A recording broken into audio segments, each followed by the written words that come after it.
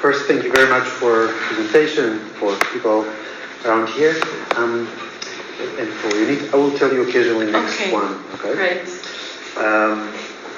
You can go to the next one, I guess. Yeah.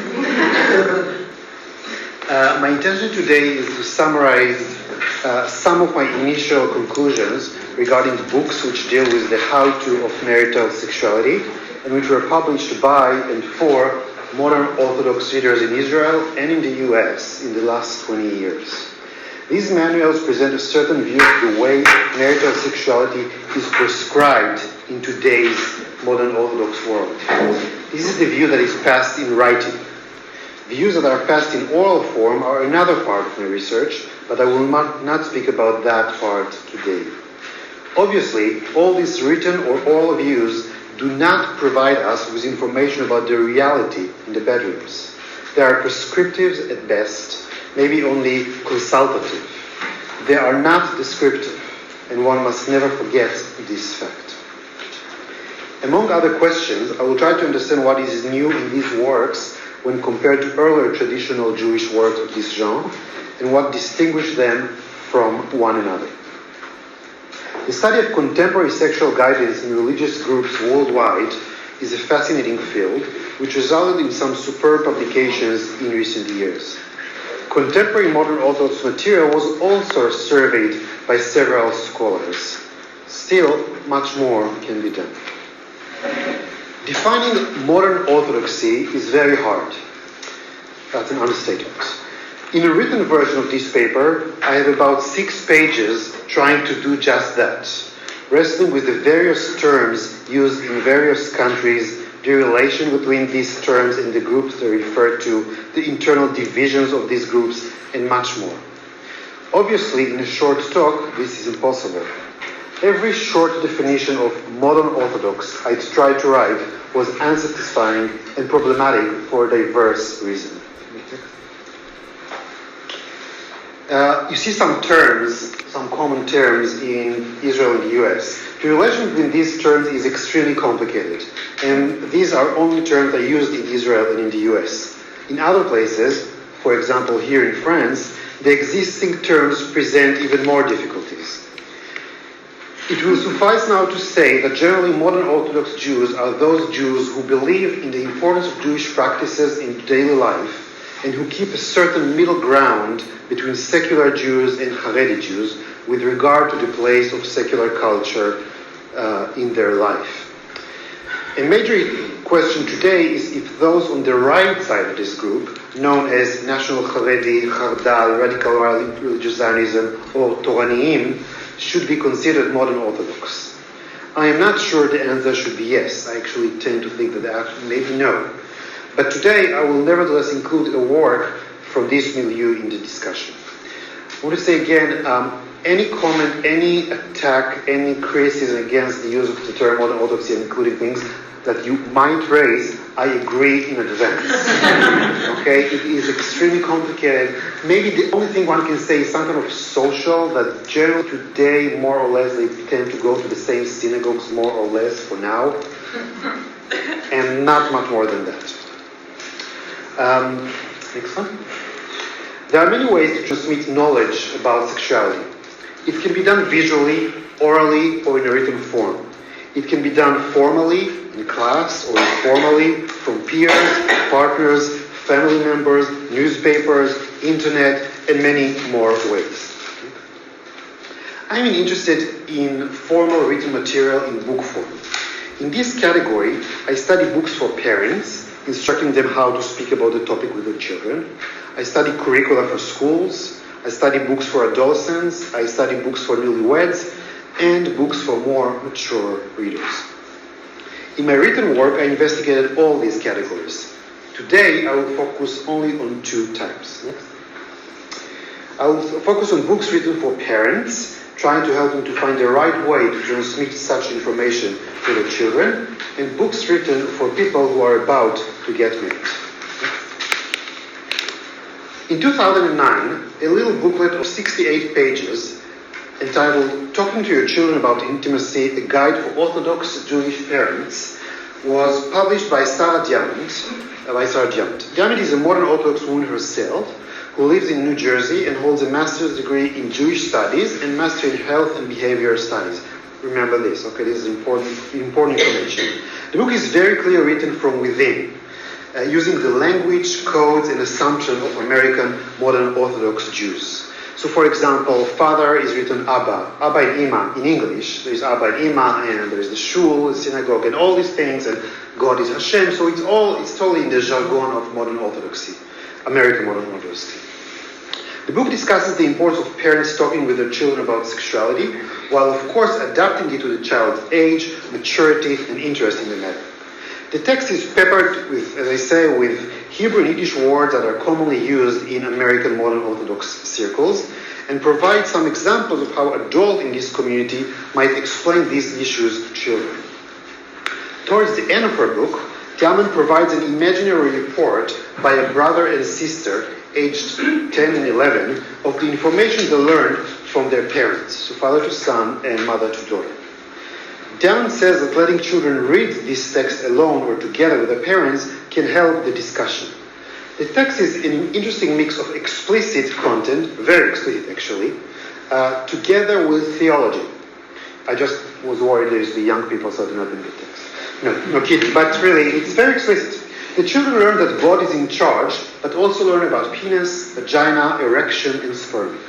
In fact, the actual act is explained clearly and accurately, without any obvious censorship, although, of course, adapted to the age of the children and described as something religiously kosher. A few years later, in 2012, another book of the same type, talking about intimacy and sexuality, a guide for Orthodox Jewish parents, was published by Yocheved Debo. Debo is a modern Orthodox, American-born Israeli woman who wrote her doctoral dissertation on the matter. The book, 342 pages long, so that's serious stuff, does not contain as much Orthodox jargon as Diamond book, and is by far more comprehensive. Whether this is a good or bad thing depends on the reader's expectations. Diamond books can be read quickly by busy parents and provide ready-made recipes of how to deal with the issue. Reading Debo's book demands more time, although it is written in a very accessible way. Like Diamond, Debo uses both scientific and Jewish literature and concepts, but obviously Debo's more voluminous work includes by far more of both. At the same time, Debo's book at times feels more. Very often it compares Judaism to Western approach. Judaism, according to Debo, is spiritual, while non-Judaism is materialistic, commercial, and supports immediate gratification. In its essence, the attitude the book expresses is not different from Diamond's. Parents should speak with their children, adapting, of course, to age and personality. Actual scientific terms should be used to refer to the sexual organs. Lack of explanation is not a good idea, or as Debo puts it, even a bad explanation is better than no explanation. When the time is appropriate and the child seems to be interested in the matter, the basic details of the sexual act should be explained honestly and accurately. Debo's work is a byproduct of her involvement in creating a curriculum on the matter, which I study also in my work, under the auspices of Yeshiva University, the flagship academic institution of American modern Orthodox world. It was published jointly by two respected organizations in the modern Orthodox world, the publishing house Ktav and Orthodox Union Press. It is hard to imagine better credential from a modern Orthodox perspective. On the other hand, this strong identification with modern Orthodoxy, which is also very central in the content, might push away Orthodox parents that are typically located more on the right side of the Orthodox spectrum, closer to national Haredi or Haredi world. Diamond booklets, although modern Orthodox in many ways, is less explicitly so, and thus might be possibly consulted by such parents. Next, please. Yep. The two books of Diamond and Debo represent a watershed in dealing with the matter in American modern Orthodoxy. One slim, the other comprehensive. One practical, the other more theoretical. One published independently, the other under the auspices of major institutions. Both provide English reading modern Orthodox parents specific guidance of how to speak about the matter with their children in a manner that is in line with the current recommendation of professional organizations, while at the same time is adapted to modern Orthodox sensitivities, wishes, beliefs, hopes, and practices. Guidance to children should be given, according to both, with implicit or explicit understanding that they should not engage in sexual relations or any physical contact of any kind with a person of the other sex before marriage. Some have a little part about homosexuality, but I decided not to deal with that issue today. In addition, the entire sexual act is described as an act with religious meaning. Several dozens of modern Orthodox marital guides for young couples were published in Hebrew and in English in Israel and the United States in recent decades. Though one can find a few works of this type from the 1970s, maybe even from the 1960s, these works were isolated cases and did not constitute a distinct genre. The real wave of modern Orthodox publications on marital life started around 1985 and continues today in full force. Most of these books, and I read many dozens, if not more, are of little relevance to my study, due to the fact that they contain theological or ideological discussion of married life, but not explicit section on sexual relations. From those that do have a significant section on marital sex, I consider in my written work 6 to be particularly interesting, but I will explore today only 2. The 2 that seem to be by far the most successful commercially, thus perhaps those which have the most impact. Shlomo Aviner is an Israeli rabbi who was born in France in 1943 and moved to Israel in 1966. For many years he's been a leading figure in the national religious community, especially among the settlers. He is one of the founders and leaders of the National Religious Brown, known, among other titles, as the National Haredi or the Chardal or Toranim, a group that grew out of the national religious movement. Among other things, this group is characterized by what its adherents see as stricter observance in some domains, particularly women's dress. It accords a more central place to men's studies of rabbinic texts and promotes separation from secular world in a much higher level. Aviner is not an uncontroversial person, even in his own branch of National Haredi. Hard life he has sometimes, maybe justifiably. Something which is perhaps not surprising. In radical groups, people are considered kosher or non-kosher because of nuances that might look insignificant to an outsider. Still, he remains a very prominent figure, well known outside of his immediate circles. Aviner has published dozens of books. He has his own publication house and has had weekly broadcasts and columns in various media venues affiliated with the religious right, including he is one of the most known for his text message responsa, SMS responsa. You send a question, you get an answer. Whether the questions are real, it's not always clear, but the answers are his, seems like. He or his supporters also operate multiple websites with hundreds, perhaps thousands of videos filling his lectures and answer to questions in both Hebrew and French. Aviner is extremely interested in issues related to sexuality and tzniut, a term that literally means modesty, but in reality is connected almost only to the regulation of women's dress and to relations between the sexes. It is not surprising that he is the author of several books of these matters. The most relevant book to our discussion is Etzem Me'atzamai, Bone of My Bones, published in 1984, with a new edition in 2001. It is partially structured as question and answers. So, for example, what should be done when there is incompatibility between the couples regarding copulation? Or, sometimes the woman desires the union more than the man. Must he abide or should she give up? Or, what should a man do if he gets aroused very fast while his wife gets aroused more slowly? Whether the questions are ones that Aviner was actually asked or are his own creation, I do not know, though I tend to believe many are crafted by him as literally true. On the cover of Etzem Me'atzamai, one finds that it is for married couples only. L'nesuim bilvad. I'm married. Though in the warnings opening but I read it before. Although in the morning opening the books it says that brides and grooms can consolidate a few days before the event. Avinel declares that Etzem Achsama is only for those who have difficulties with their sexual life.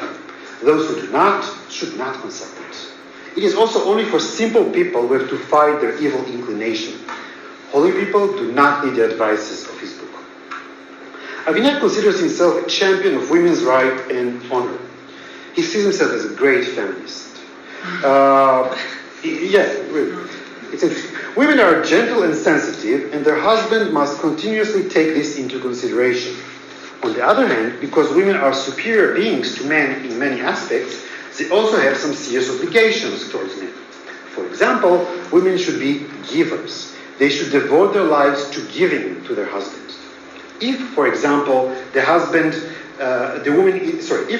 woman is not enjoying marital relations, this is still okay. Many women never enjoy sexual relations, says Avinel. I quote, "Many couples are made in such a way that the woman cannot reach physical enjoyment, and one must not insist on it. This is vain. It is more important for the wife that her husband loves her and hugs her, and that his enjoyment is important for her. This is enough." End of quotation. Another quotation. "The fact that you do not enjoy," says Avinel, in response to a real or crafted question for a woman, "is not critical. There are women who did not enjoy sex in their entire life, and this did not bother them, but it was all with great love to their husband.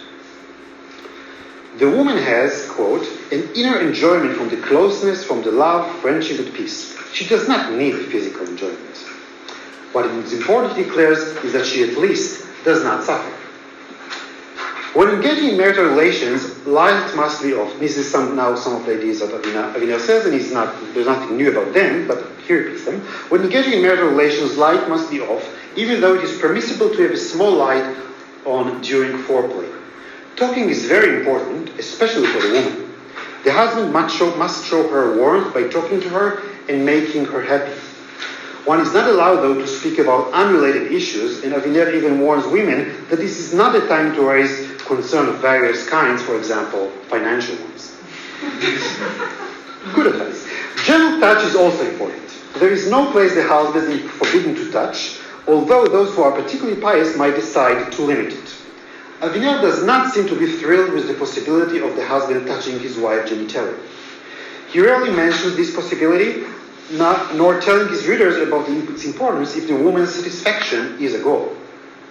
Due to the impression that Avinel read a book or two about sexual relations before composing his own, one can hardly believe that he does not know that if the husband refrains from touching his wife's clitoris, chances to experience orgasm are increased. Rather, knowing to leave women unsatisfied, rather than telling his readers about means that can help women enjoy the act. In the same vein, the idea that a woman experiences pain in her first intercourse seems to him to be a given. Considering the fact that he does not instruct his readers about foreplay, he might indeed be right with regard to what happens in the bedroom of those following his guidance. To say boldly, among couples who follow his guidance, the chances of the woman to reach sexual satisfaction are indeed very low. Okay? Avinel is aware that problems can occur. He mentions in particular male impotence and premature ejaculation. These happen, and I quote, especially for the most modest grooms. The couple should not feel too much guilt and try again later. Holy thoughts, relaxation, and reducing the excitement can solve most problems. The bride must not expect enjoyment from the first union. In fact, for Avinel, as we saw earlier, even if the woman never enjoys marital relations, nothing is wrong. With such a view, it is no surprise Avinel does not spend much time, if at all, about female physiological problems. The woman in any way should not expect pleasure from the act. Avinel does not mention the option of reaching for professional help, and one can imagine that for him, as long as the couple succeeds somehow to conceive and the husband is happy, the situation is just fine. Next, please. Some years after the revised version of Avinel's book appeared, another book, Ish ve'isha, Man and Woman, by Elishiv Knoll, entered the same market. Elishiv Knoll, born in 1948, is a rabbi of a religious kibbutz and was educated in some of the same rabbinic circles in which Avinel was. Unlike Aviner, though, who remained on the conservative side of the national religious world throughout his career, Knoll was for many years a senior faculty in charge of training students for the rabbinate in yeshiva, which was known to be, although unquestionably orthodox, on its progressive side. Knoll's book initially appeared in 2003, with a subsequent thoroughly revised second edition in 2005 and a third edition in 2014. An English edition was released in 2008. Obviously, these many editions show you it is a bestseller. I think justly, but it is a bestseller. Many of the modern Orthodox contemporary works on the matter speak to both husband and wife and try to guide readers in ways which we believe take into consideration women's concerns as well. In reality, many of these texts, and not only those by Aviner, might still seem to be, for an outsider, very problematic from a feminist egalitarian perspective. Knoll does it dramatically better than most others. In fact, one of the most outstanding characteristics of his book is its commitment to an as egalitarian as possible treatment of both partners, expressed in its very language. In Hebrew, a language with clear distinction between feminine and masculine, verbs and nouns, writing or talking in inclusive language is extremely hard. I never succeeded to do it really in a good way. He succeeds. Knoll makes a real effort to do it in every sentence and every term used. Knoll books deals mostly with issues that are not related to our specific interest. In its scope, it is similar to countless other guides to marital life published in Orthodox and modern Orthodox world. What makes it so essential for us is a separate thin brochure entitled Etodim, a guide to marital relations from a Torah perspective, attached to the symbol, close to it. One of the central threads in Knoll's booklet is the idea that the man and the woman have the same obligation and rights with regard to sexual relations. Everything should be done with mutual consent, and no side has more rights or obligation than the other. If the Talmud and Halakhic literature say, for example, that the man can do with his wife whatever he desires, it means, of course, according to Knoll, mutual consent. If the Talmud suggests a way to enhance a chance that the newborn will be a male, the Talmud did not mean it scientifically, says Knoll, but just as a way to encourage the enjoyment of both partners, expecting in pastime a male. Needless to say, this is not the way the regulation has been presented and prescribed for centuries. And yet, being an Orthodox rabbi, writing to Orthodox reader, Knoll does not present his interpretation as a break from a long tradition, but rather as the true meaning of Jewish texts on the matter throughout history. Knoll devotes his time to discussing problems that might occur, such as premature ejaculation, impotence, and vaginismus, anxiety over them, or feel embarrassed. He offers some possible solutions and explains that if after one couple still feel things are not right, they should seek professional advice. In particular, at the beginning of their relations, couples should be aware that difficulties are normal. Unlike most traditional guides, Knoll admits that the couple might not succeed to have full relation in their first night together. In fact, even said that if this seems to them inappropriate, they do not have to. Postponing it for a while is acceptable. One should remember that at least some of the couples that Knoll addresses are indeed young men and women who never had any physical contact with a member of the other sex, and some of them did not even touch their spouse until the wedding ceremony, which happened only a few hours earlier. For them, having to go immediately from nothing to everything, as some put it, can indeed be traumatic. Knoll tells them they do not have to. His unapologetic formation is remarkable in the Orthodox context and shows again that he puts the couple's well-being very high. Conclusion. Before that? Yeah. I presented today, extremely briefly, 4 complex books written all by people that can be described as part of the large spectrum of modern Orthodox, with Aviner on its right margin. Based on my study of these books and many others, I think it will be possible to say that there is a revolution in the way marital sexuality is presented in some modern Orthodox works. The changes are mostly due to the increased impact of feminist ideas and the way academic scholarship in general and social sciences in particular penetrate the internal discussion. You can see it in the study of the Bible, Talmud, or here in the study of sexual behavior. The first 2 books written by women immersed in current scholarship on the matter. I do not think it is a coincidence. Modern Orthodox women in the non-Hardali section often have higher academic education than men.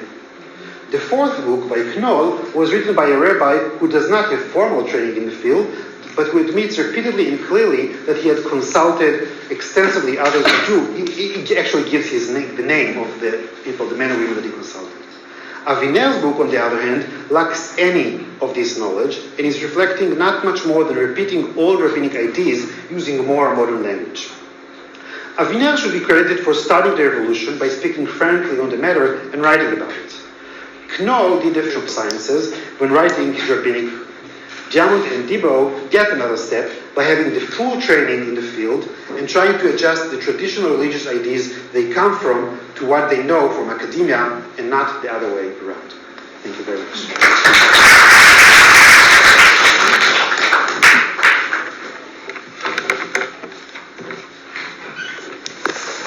I will have only one question Are those books sold? What is the other side? Are the young couple interested, or they think this is superfluous? They don't think they are modern. Both books that I presented, the last one, Knoll and Aviner, sell extremely well. Yes. Yes, I have some numbers, they sell extremely well. The other two are newer, and it's harder to say. From what I also contacted authors, they do pretty well as well. Yeah. Sorry, in America or Israel? The first two are in English, are in America. The last two are in Hebrew in Israel, but Knoll also has a translation to English. Quick. Just a small comment. I think you should consider the internet. I do. I do. I am avid reader of all blogs, discussion group. I have several real or not real names. I do that all the time, and it's another part of this work. Yeah. Thank you very much.